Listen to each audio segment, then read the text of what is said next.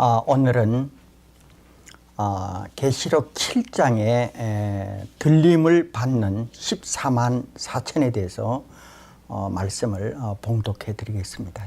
계시록 7장 전체를 봉독하는 게 너무 길어서 주요한 요절 구절 몇 절을 봉독해 올리겠습니다.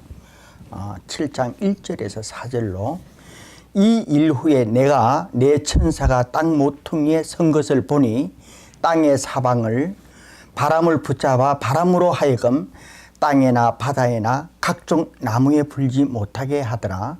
또 내가 봄에 다른 천사가 살아계신 하나님의 인을 가지고 해돋는 대로 부터 올라와서 땅과 바다와 해롭게 할 권세를 얻은 네 천사를 향하여 큰 소리로 외쳐 가로되 우리가 우리 하나님의 종들의 이마에 인치기까지 땅이나 바다나 나무나 해하지 말라 하시더라.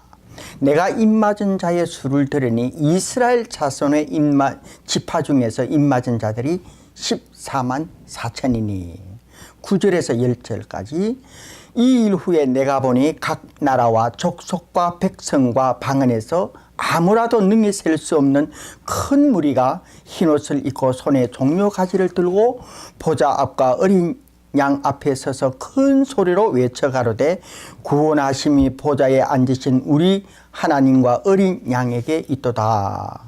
10절에서 15절로 장로 중에 하나가 대답하여 내게 이르되 이 흰옷 입은 자들이 누구며 또 어디서 왔느뇨?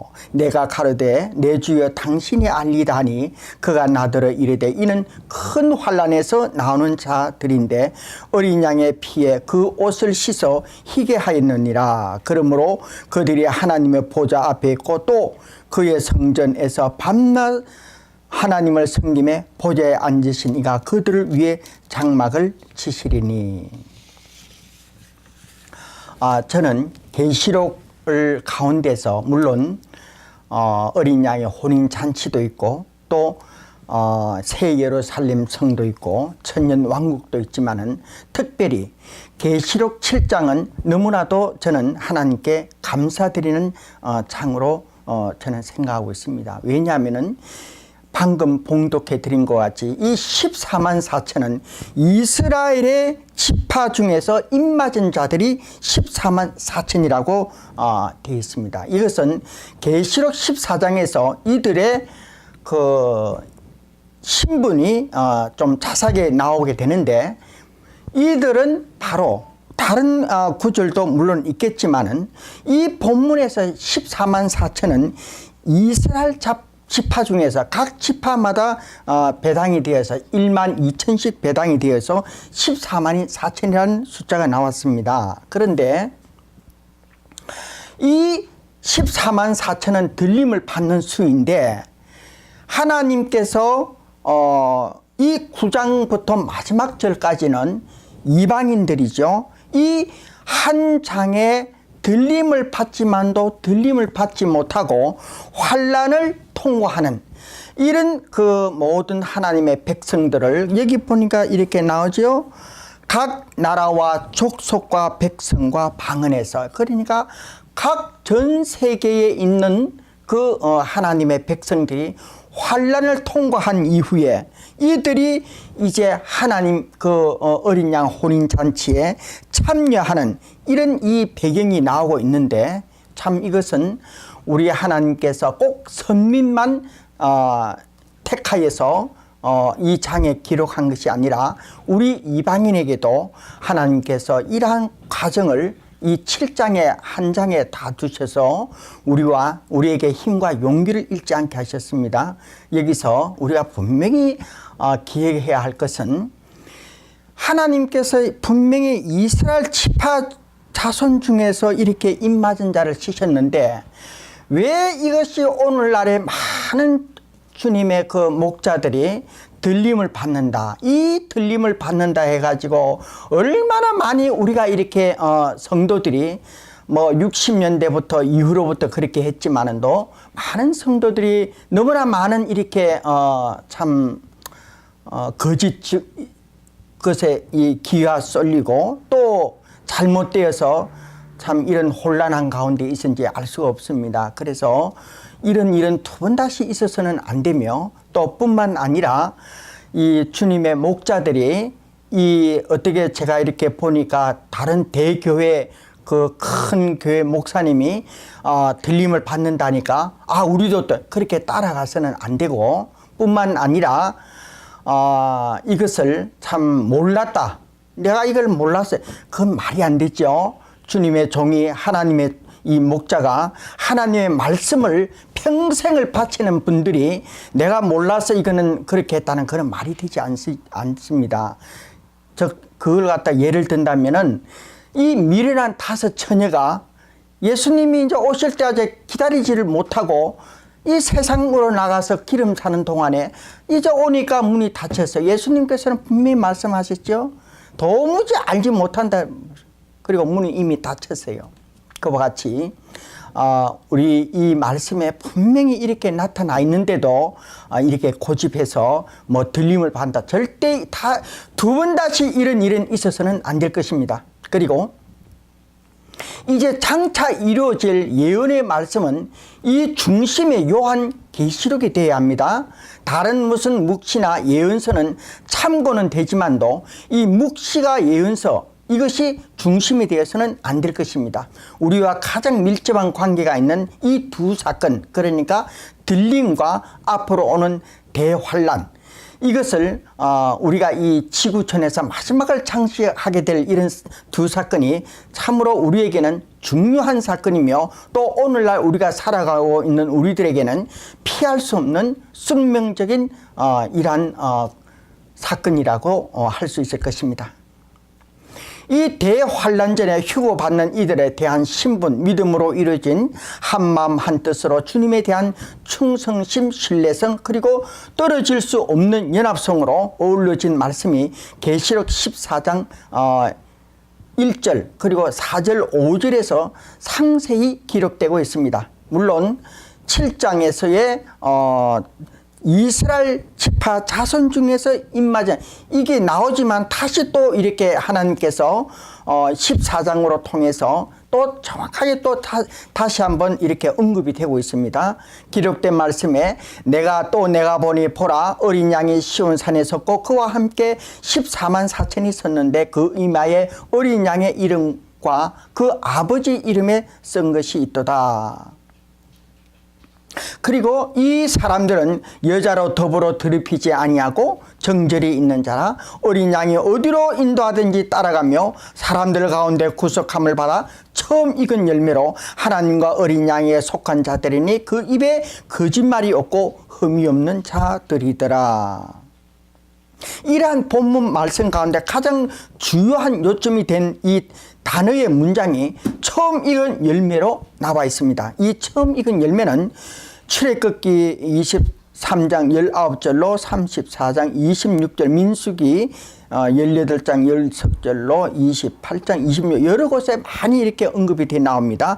출애굽기에서 이렇게 기록된 것을 보게 되면 너희 토지에서 처음 익은 열매 첫 것을 가지다가 너희 하나님 여호와의 들을지니라 23장 19절로 나오고, 또 그 땅에 처음 익은 모든 열매는 내 것이니 또 처음 익은 것으로 그것을 여호와께 드릴지라 레위기 3장 2절로 그 외에 많은 그 구약에는 처음 익은 열매에 대해서 많이 언급되어 있습니다.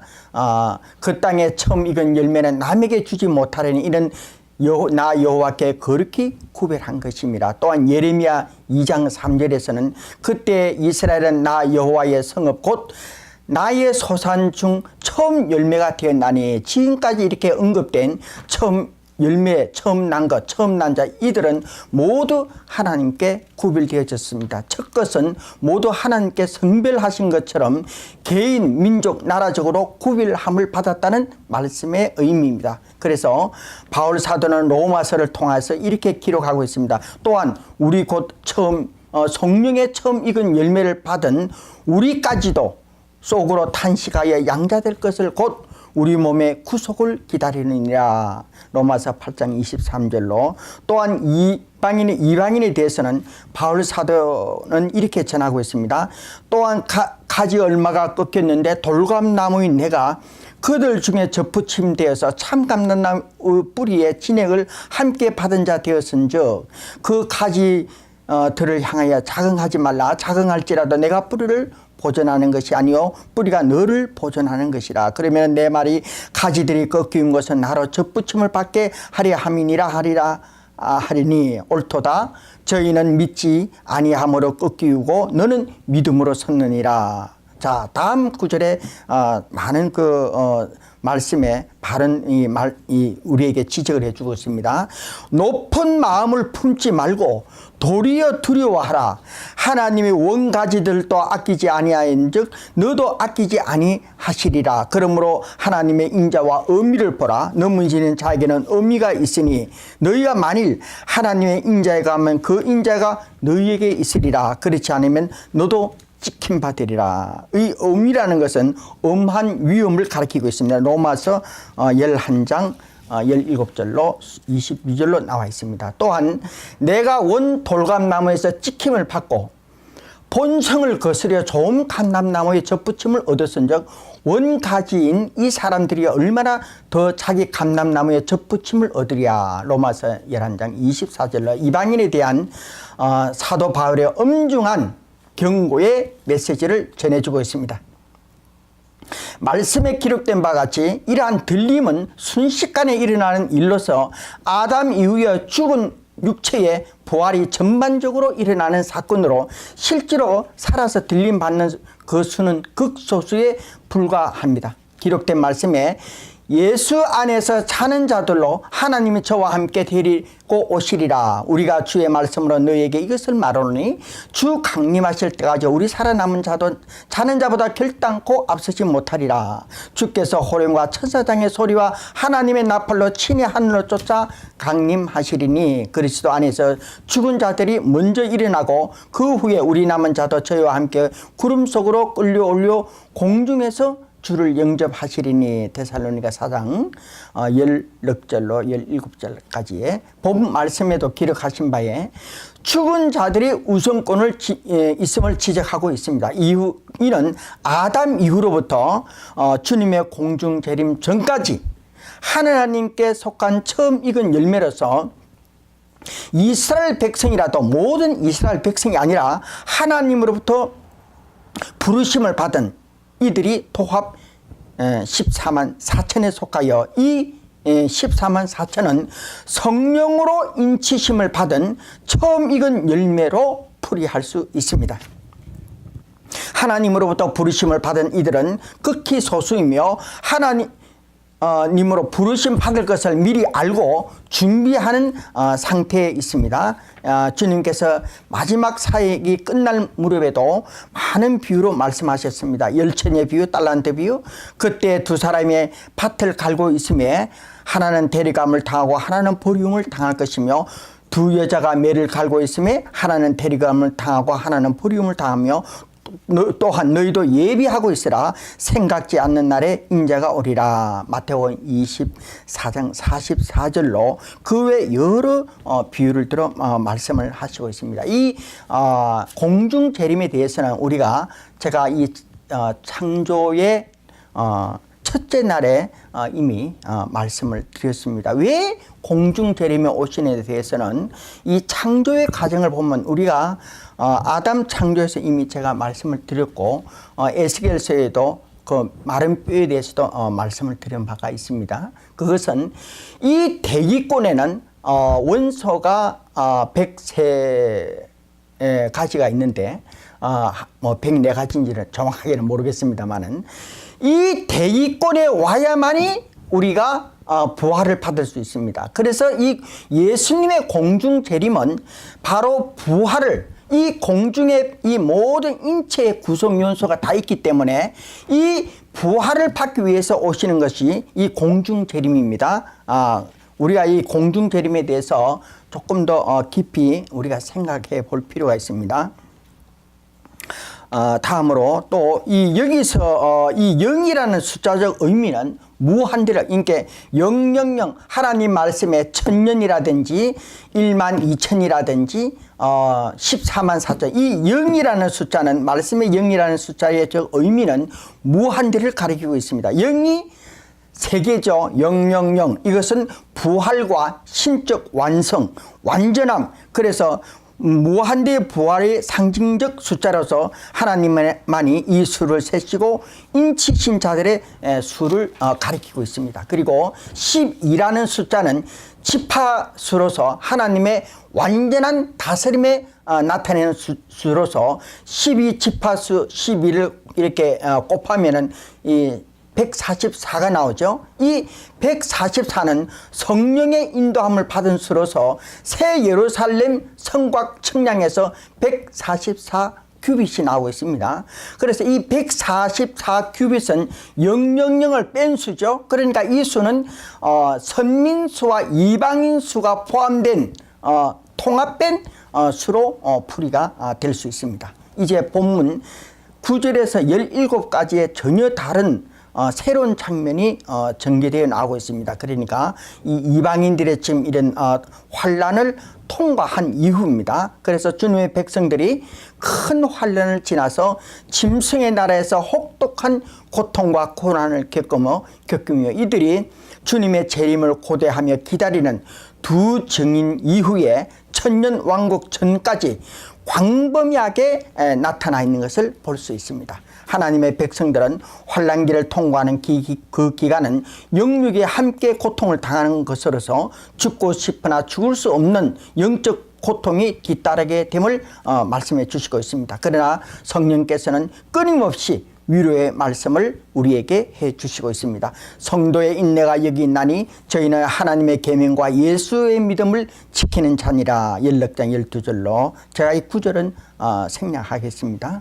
성도들의 인내와 믿음이 여기 있느니라. 작은 미구로 죽는 자는 주 안에서 복이 있도다. 죽는 자들은 복이 있도다 하심에 성령이 가라사대 그러하다. 저희 수고를 그치고 시리니 이는 저희의 행한 일이 있을 따름이니라 하시더라. 보라 내가 도적같이 오리니 누구든지 깨어 자기 옷을 지켜 벌거벗고 다니지 아니하며 자기의 부끄러움을 보이지 아니한 자는 복이 있도다. 여기 보니까 자기 옷을 지켜 벌거벗고 다니지 아니한다는 이런 말씀이 나오는데 이때 당시는 얼마만큼 법이 무너져고 혼란했으면은 세상 사람들이 다 빨가벗고 다니는 시대가 온다는 겁니다.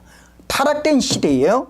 그러니까 그때의 이 뜻을 우리가 옷을 벌거벗고 다니는 모든 사람들이 그때는 이 법이 없어요. 그럴 시대에 가리켜서 이런 말씀을 하셨습니다.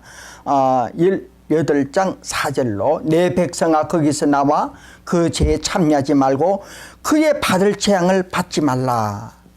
하나님께서는 환란이 통과하는 이 기간 동안에 많은 말씀으로 우리에게 끝까지 믿음을 지킬 것을 당부하고 있습니다. 최종적으로 이들 짐승의 나라 저 악의 세력들은 만행의 왕이여 만주의 주신 하나님으로부터 심판을 받게 되니 이들은 하늘 군대에 잡히어서 산채로 유황 불 붙는 못에 던져지며 그 나머지는 검으로 죽으니 공중의 새들이 그 고기로 배불리우더라 기록하시고 있습니다.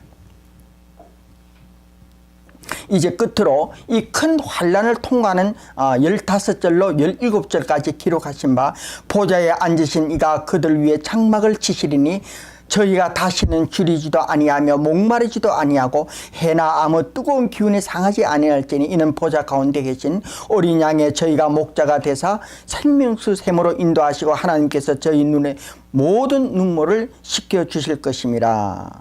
말씀에 나타난 바와 같이 이들이 얼마나 유리방황했으면 하나님께서 장막을 치시고 얼마나 굶주리며 마시지 못했으면 하나님께서 다시 줄이지도 목마르지도 않게 해주신다는 위로의 말씀이며 입을 옷이 없고 온몸이 뜨거운 열기로 상하여 갈 곳을 잃어서 의지할 곳이 없는 이들에게 애통의 눈물이 말 날이 없었기에 그 자세한 사항을 심각하게 다루고 있는 장면을 표현하신 것입니다. 참으로 하나님께서는 하실 수 있는 모든 은혜와 사랑의 말씀으로 남기시고 주님께서 생전에 하신 말씀과 같이 너희를 고아와 같이 버려두지 아니하리라.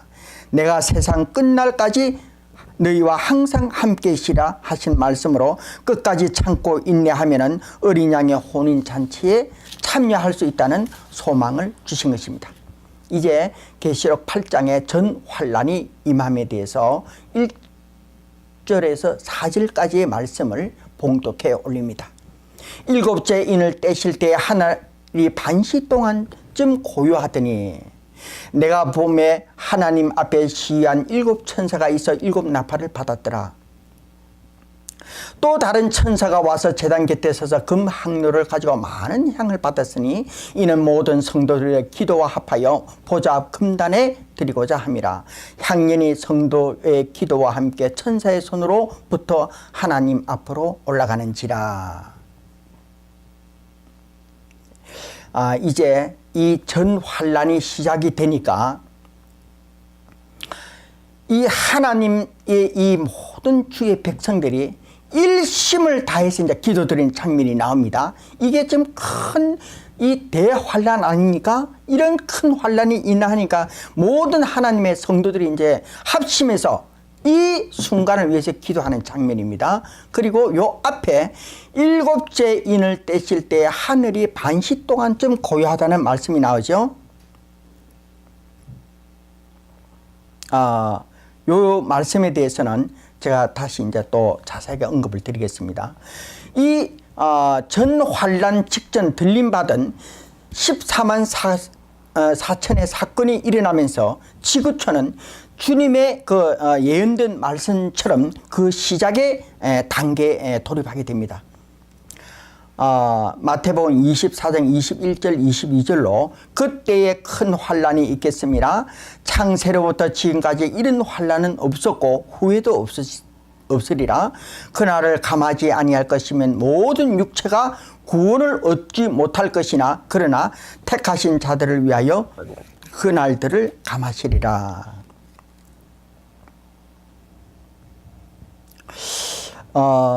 이 말씀은 전 환란 시작으로 피할 수 없는 환란의 시작이 이스라엘 중심으로 모든 국가들이 합심하여 한 뜻을 가지고 쳐들어오는 시초의 공격으로 볼 수 있습니다.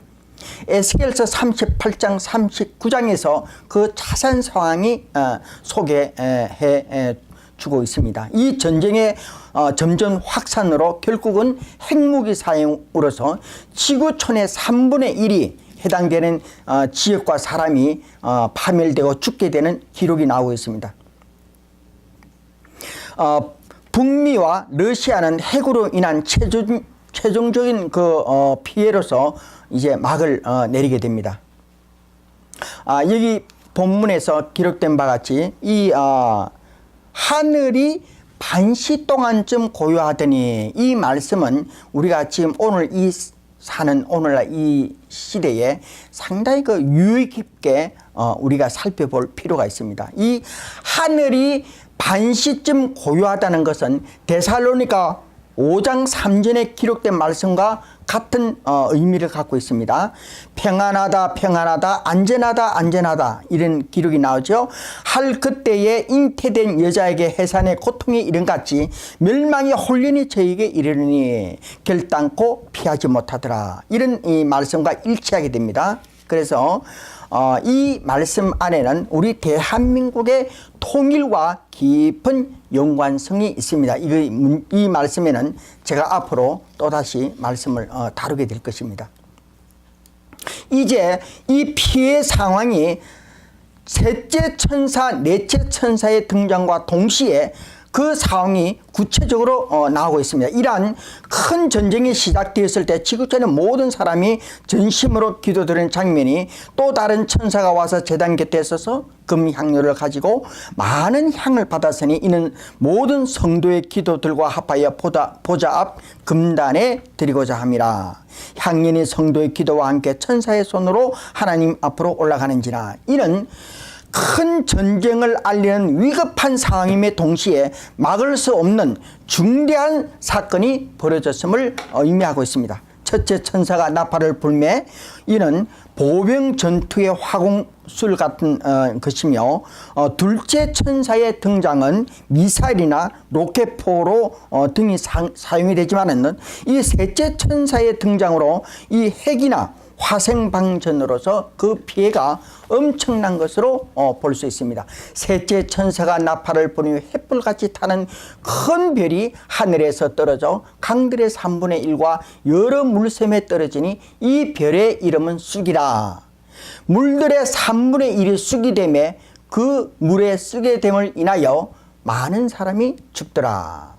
이 쑥이라는 큰 별은 강들의 3분의 1과 여러 물샘에 떨어져서 그 물이 쓰게 됨을 인하여서 많은 사람이 죽는 것은 핵으로 인한 그 피해가 심각한 것으로 볼 수 있으며 넷째 천사 사건 이후에 그 피해의 규모가 전반적으로 확산되어서 그 진상이 구체적으로 기록되어 있음을 볼 수 있습니다. 넷째 천사가 나팔을 보내 해 3분의 1과 달 3분의 1과 별들의 3분의 1이 침을 받아 그 3분의 1이 어두워지니 낮 3분의 1은 비침이 없고 밤도 그러하더라. 이는 지구 북반부의 3분의 1이 핵으로 인한 재앙이 극도에 달하며 밤도 낮도 없는 어두운 상태로서 생화학이나 핵으로 인한 전반적인 극심한 피해가 확산된 것으로 볼 수 있습니다. 내가 또 보고 들으니 공중에 날아가는 독수리가 큰 소리로 이르되 땅에 거하는 자들에게 화가 있으리로다.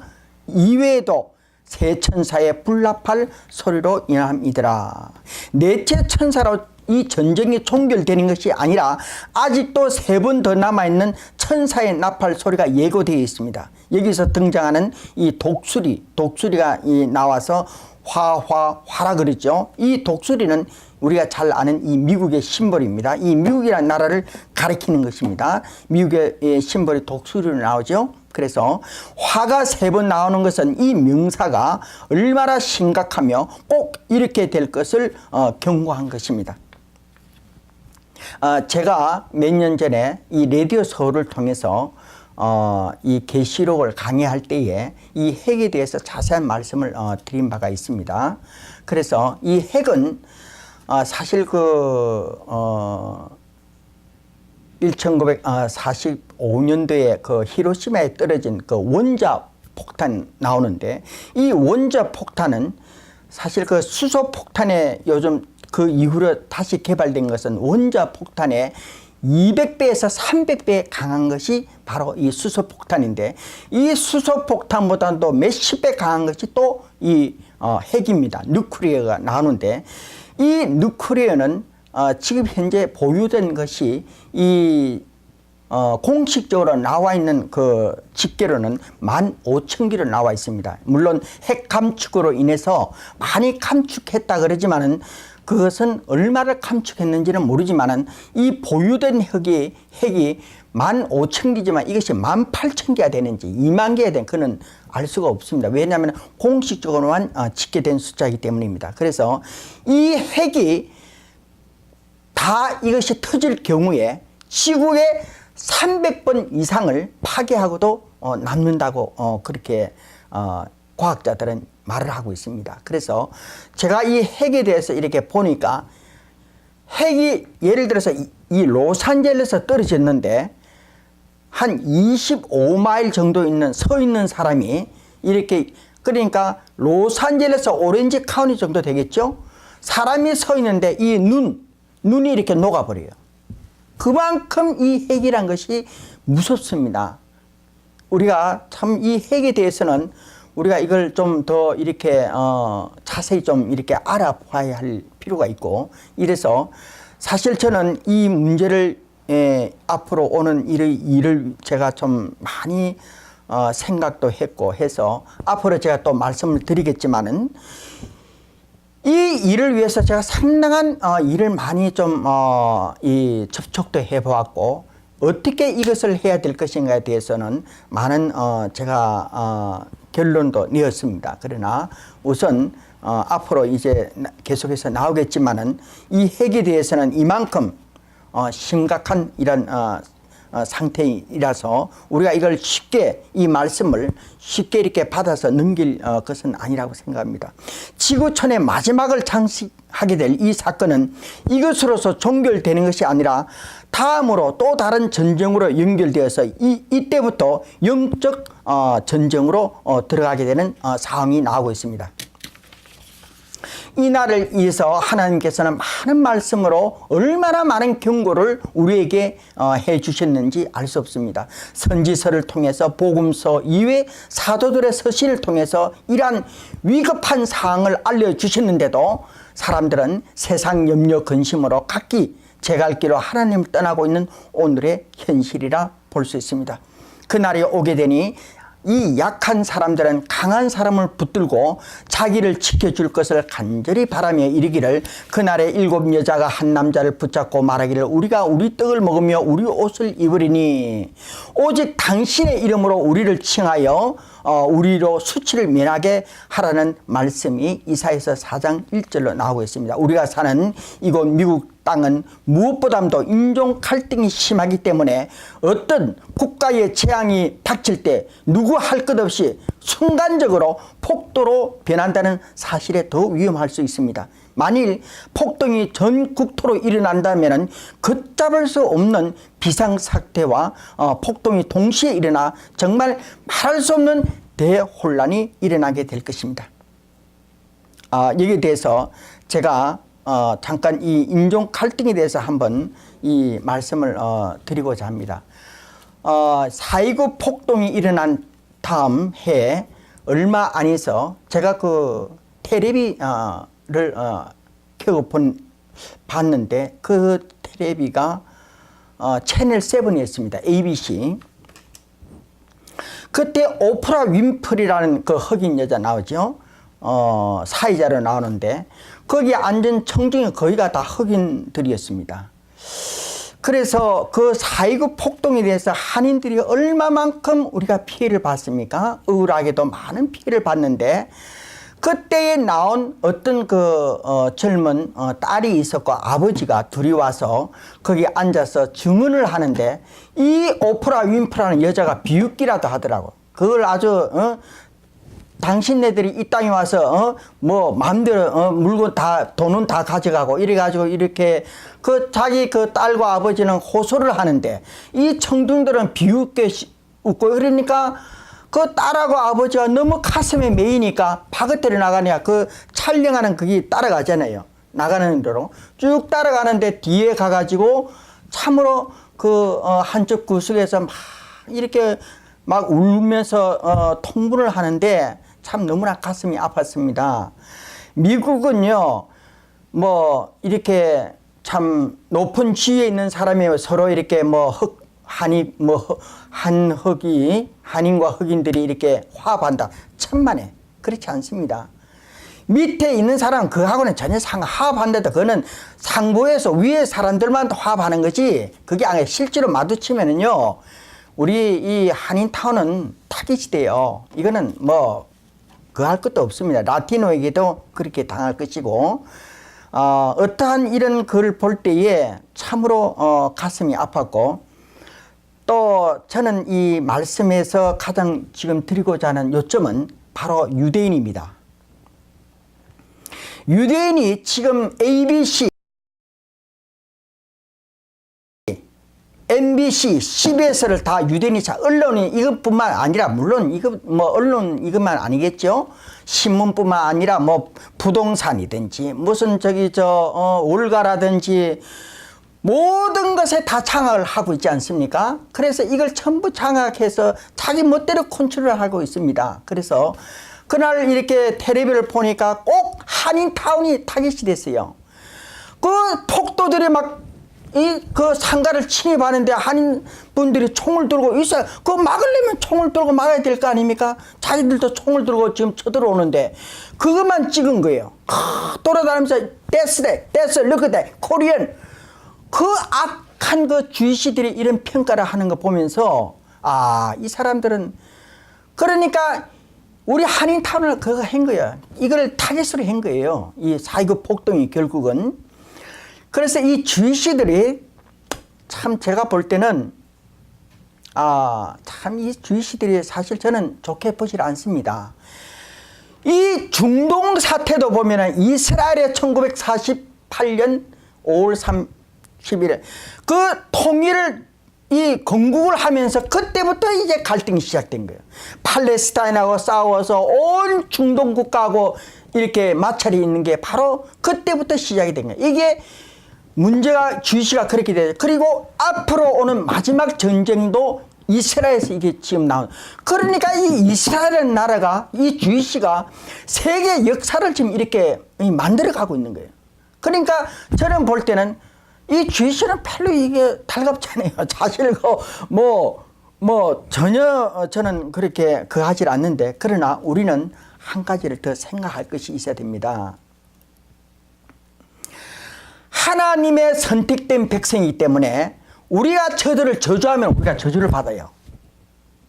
우리가 저들을 축복하면 축복을 받아요. 이게 하나님의 말씀이기 때문에 어쩔 수가 없습니다. 우리는 주이시가 싫지만은 그러나 하나님의 선민이기 때문에 우리는 거기에 대해서 나쁘다, 싫다, 아주 좋다 이런 말을 할 필요가 없어요. 그냥 침묵을 지키는 것이 우리에게는 가장 현명한 대처라고 생각할 수 있을 것입니다.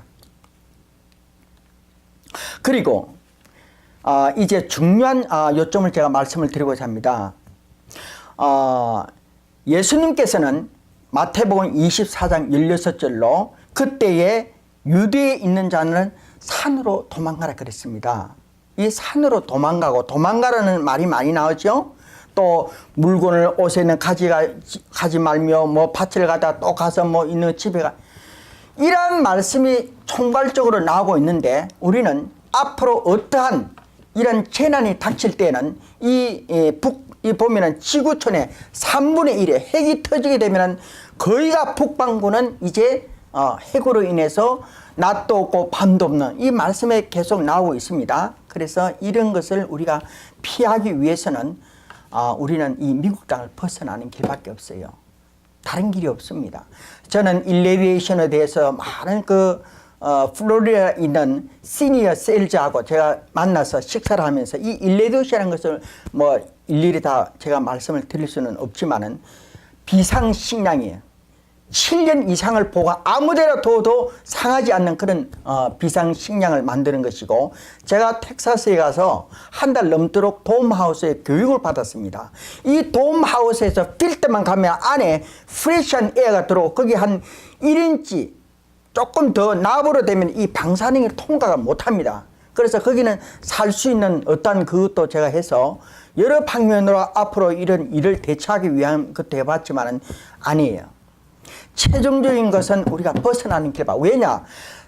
지금 나이가 60대, 70대 된 분들이야 염려 없지만은, 그러나 어린 생명들, 이제 한참 자라는 생명들이라든지 이런 어린애들은 생명을 보호하기 위해서 우리는 이것을 그냥 가볍게 넘겨서는 절대 안 될 것입니다. 얼마 조만간에 이 평화는 기준이 지금 대한민국에 있습니다. 남북이 통일되는 그때가 기준을 우리가 삼을 수 있을 것입니다.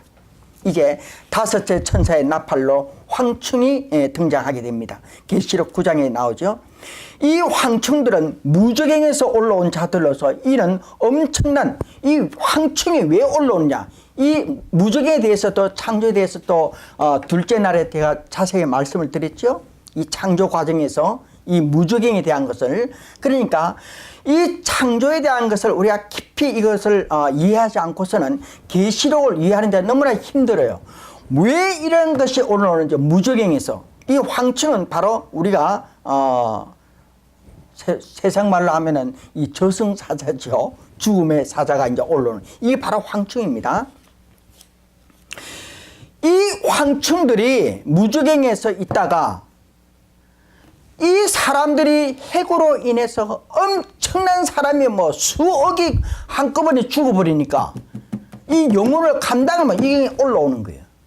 그러니까 올라와서 이 무저갱에서 올라와 가지고 이때부터 이제 사람들을 또 괴롭히게 됩니다. 이는 지극하신 하나님이 그 사람들에 해당되어 이 황충이 올라간 것을 하나님께서 말씀을 하시죠.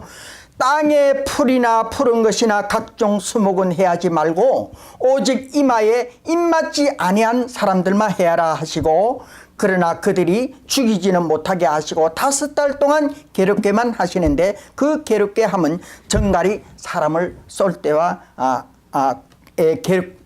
괴롭게 함과 같더라.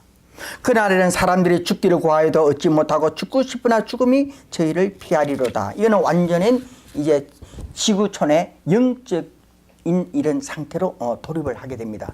무저갱이의 사자의 출현으로 이제 영적으로 돌입하게 되는데, 이 영적으로 돌입하게 된다는 이 의미는 뭐냐면은, 이 앞으로 오는 세대가 이제 전부 이제 용의 출현과 귀신과 마귀와 거짓 선지자, 이것들이 이제 이 지구에 이렇게 하게 되면은 사람의 이런 지금의 온전한 그 인격 자체, 이것이 인격에 의고 자기의 지식과 이 생각에 의해서 움직이는 것이 아니고 악한 영에 의해서 움직이는 것이에요. 이 영적 세대가. 그러니까 자기의 의지와 상관없이 따라가야 되는 거예요. 그게 바로 영적 상태에 돌입하게 되는 것입니다.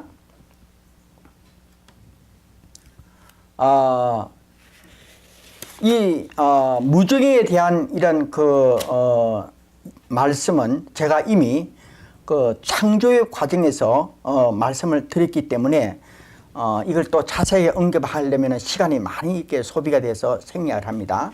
그리고 9장에서의 5째 천사와 6째 천사가 함께 이렇게 기록되어서 이들 황충이 6째 천사의 출현과 거기에 연관성이 있음을 볼 수 있습니다. 마병대의 수가 2만만이니, 이는 이 마병대의 수가 2만만이라는 것은 우리가 물론 많은 분들도 말씀을 하지만은, 이는 중국이 이끄는 군대와 동남아와 그리고 중동의 군대들이 함께한 연합군으로 볼 수 있습니다. 이런 군대가 유브라데를 건너는 거 볼 때에 또다시 중동 전쟁이 시작되는 것을 볼 수 있습니다. 이 두 증인에 대해서 말씀을 드립니다. 내가 나의 두 증인을 권세를 주리니 저희가 굵은 베옷을 입고 1260일을 예언하리라. 이는 주 앞에 섰는 두 감람나무와 두 촛대니. 계시록 11장 3절에서 4절로.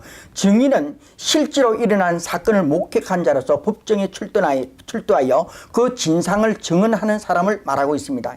이러한 증인이 채택될 때는 2-3 사람이 되어야 그 사건의 진실성을 밝힐 수 있습니다. 선지서에는 역사적 사건으로 많은 사람들이 돌무더기를 쌓았고, 그 이외에 사람, 금, 은, 증서가 될 문서로서 증거, 증언, 증인, 증명으로서 나타냈습니다. 사도시대에는 그리스도의 제자들과 주님의 사역 당시에 함께 동참했던 자들이 증인으로 채택될 수 있습니다. 이곳에는 그리스도와 똑같은 고난을 받은 자로서 순교자를 의미하여 또한 주님께서 승천하시기 직전 하신 말씀 가운데서 오직 성령이 너희에게 임하시면 너희가 권능을 받고 예루살렘과 온 유대와 사마리아와 땅끝까지 이르러서 내 증인이 되리라. 사도행전 1장 8절로. 이러한 말씀은 오늘날 성도들이 성령으로 산 체험을 한 모두가 증인으로 볼 수 있습니다. 이와 같이 본문을 통하여서 나온 두 증인은 후 환란기를 통과하는 성도들을 위해서 힘과 소망을 잃지 않도록 하셨고, 짐승에 속한 자들도 하나님의 능력과 구원하심을 보고 회개할 기회를 주신 것입니다. 이들 두 증인이 대표로 나온 것은 하나님의 말씀이 서로 짝이 되게 하심으로 하나님의 나라가 속히 임하게 될 것을 증인을 통해서 나타내신 것입니다.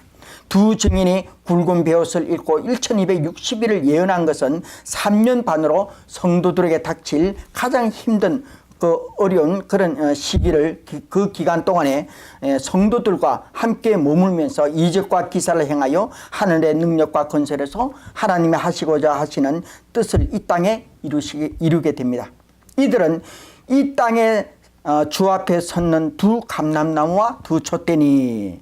이곳에 언급된 이 감람나무는 영어의 그 올리브 나무로서 아시아 열대 지방과 지중해 연안 두루 퍼져서 서식하고 있으며, 이스라엘 사람들은 이 나무가 귀중한 과수로 여기며 나무에 맺는 씨앗으로 올리브유를 생산하고 있습니다.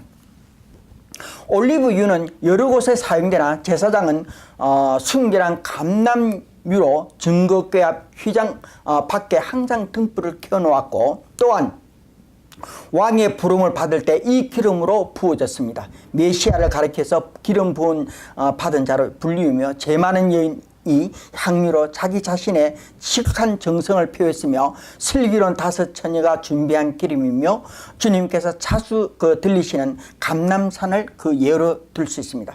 이 감람나무는 평화의 상징이며, 그 잎사귀는 노아 방주 때의 비둘기가 감람새 잎사귀를 물고 온 것으로서 즐거움을 상징하며, 감람류는 성스러운 것으로 거룩함과 깨달음, 기쁨을 상징하고 있습니다.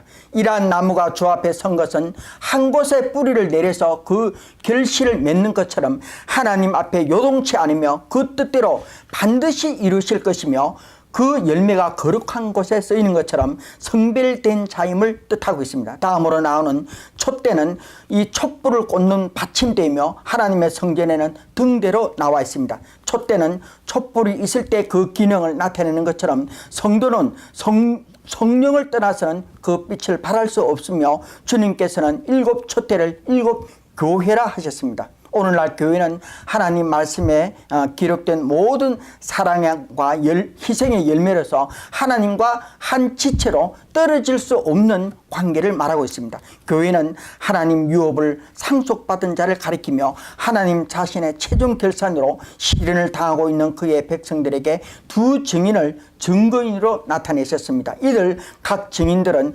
감람나무와 촛대의 동시적 역할을 하며, 감람나무는 제사장 나라에서, 촛대는 오늘날의 교회에서 나올 것이며, 이 2 사람은 숫자적 개념의 그 수에 국한된 것은 아닙니다. 이들 2 증인들은 이 땅에서의 용의 출현과 짐승의 나라에서 이들과 맞서 싸우다 순교하게 되므로 이들의 사명은 끝나게 됩니다.